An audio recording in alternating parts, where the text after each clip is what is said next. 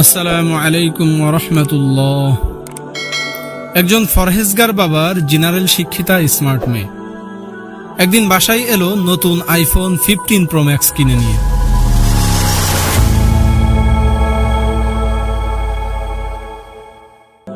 বুক ভরা খুশি মনে ফোন নিয়ে গেল বাবাকে দেখাতে।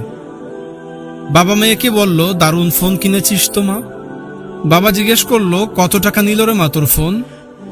মেয়ে গর্ভভরে উত্তর দিল, 1,45,000 টাকা বাবা।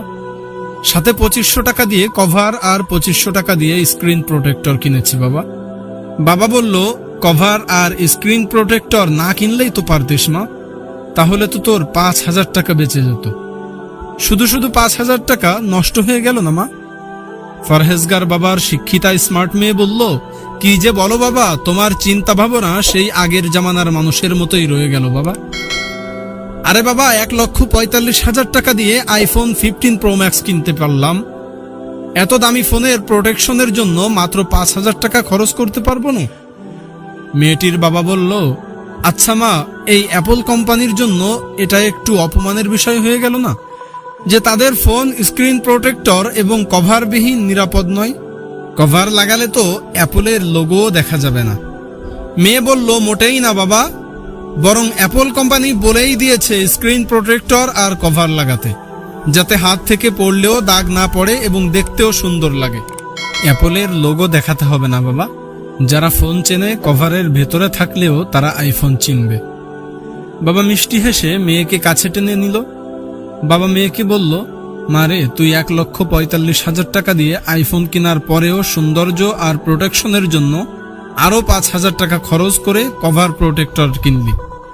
এবার চিন্তা করে দেখ, মহামান্বিত আল্লাহ তাআলা বিনামূল্যেই তোকে এত সুন্দর করে পৃথিবীতে পাঠিয়েছেন, সেখানে একটু কষ্ট করে নিজের প্রোটেকশনের জন্য নিজেকে আরো মার্জিত নম্র লাগার জন্য পর্দা করা কি তোর উচিত নয় মা? তোর এত প্রিয় আইফোনের নিরাপত্তা ও সৌন্দর্যের জন্য কভার প্রোটেক্টর লাগাতে পারলি, নিজের প্রিয় শরীরের নিরাপত্তা ও সৌন্দর্যের জন্য কভার প্রোটেক্টর লাগাবি না? কভারের জন্য লোগো না দেখতে পারলেও যদি মানুষজন আইফোন চিনতে পারে, তাহলে হিজাবের ভিতরে থাকলেও তোর প্রতিভার তো কমতি হবে না মা? একটু থেমে দীর্ঘশ্বাস ফেলল বাবা। মেয়েকে আরো বলল, এই ফোনকে তো কারো কাছে জবাবদিহি করতে হবে না মা, কিন্তু তোকে তো হাসরের মাঠে নিশ্চয়ই পরাক্রমশালী আল্লাহ তাআলার কাছে জবাবদিহি করতে হবে রে মা। তোর এই পর্দাহীনতার কারণে আল্লাহর কাছে তো আমাকেও জবাবদিহি করতে হবে মা, যেখানে আল্লাহ তাআলা কুরআনে পর্দাকে ফরজ করেছেন। আল্লাহর কুরআনের অবাধ্যতা করিস না মা। বাবার কথা শেষ হতে না হতেই মেয়ের চোখ থেকে অঝরে পানি ঝরতে লাগলো। সাথে সাথে বাবার হাত ধরে বাবার কাছে ওয়াদা করলো, বাবা, আমি আর জীবনে কখনো নিজের সৌন্দর্য পরপুরুষকে দেখাবো না। সেখান থেকেই আল্লাহর বান্দিকে আল্লাহ তাআলা পরিপূর্ণ হিদায়াত দান করলেন। সুবহানাল্লাহ। আল্লাহ আমার সকল বোনদেরকে আল্লাহর এই বিধান সঠিকভাবে পালন করার তৌফিক দান করুন এবং সকল মা বোনদেরকে জামানার রাবেয়া বসরি হিসেবে কবুল করে নিন, আমিন। আপনার এবং আপনার পরিবারের সকলের সুস্থতা এবং দীর্ঘ নেক হায়াতের কামনা করে আমি অযোগ্য অধম রাইহান আজকের মতো এখানেই বিদায় নিচ্ছি। আসসালামু আলাইকুম ওয়া রাহমাতুল্লাহ।